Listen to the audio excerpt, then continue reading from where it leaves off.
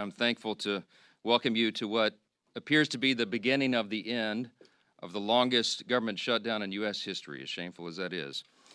I don't think it's coincidental, you know how I think, but it's after 40 days of wandering in the wilderness and making the American people suffer needlessly, some Senate Democrats finally have stepped forward to end the pain. It appears to us this morning that our long national nightmare is finally coming to an end, and we're grateful for that. At least some Democrats now finally appear ready to do what Republicans and President Trump and millions of hardworking American people have been asking them to do for weeks. As we said from the beginning, the people's government cannot be held hostage to further anyone's political agenda. That was never right. And shutting down the government never produces anything. It never has, if you study history. And so here we are. I want to remind everybody this morning of another critical point that you've heard me here repeat over and over the last several weeks.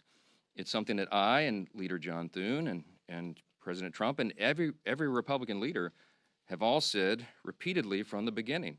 We have always been open to finding solutions to reduce the oppressive costs of health care under the Unaffordable Care Act.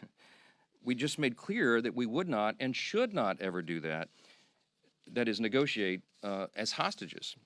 And I've also reminded you here every morning at this press conference throughout the shutdown, Republicans have not just been talking about reducing costs and fraud and abuse in so many areas and in healthcare. We've been actually passing new laws to accomplish that urgent mission for the people, and we will continue to do so. So here's where we are by way of schedule, just so you know, you're following. And if you're not at home, if you're waking up to this good news this morning, the Senate's vote late last night of 60 to 40 opens the door now. The Senate is moving forward on an amended House CR, a continuing resolution, that will reopen the government until January 30th.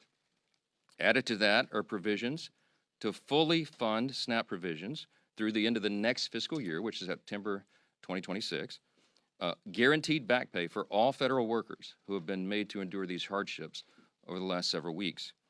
And it also includes passage of 3 appropriations bills, which we're grateful to be moving through the process. That is the Military Construction Veterans Affairs bill, it's the Agriculture bill, and the Legislative Branch bill.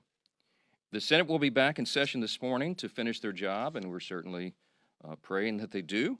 They'll need unanimous consent from all senators to fast-track their final vote. As you know, there are some procedural hurdles that one or more could throw in the way, but we certainly hope that they won't do that because so many people across this country are desperate for the government to reopen.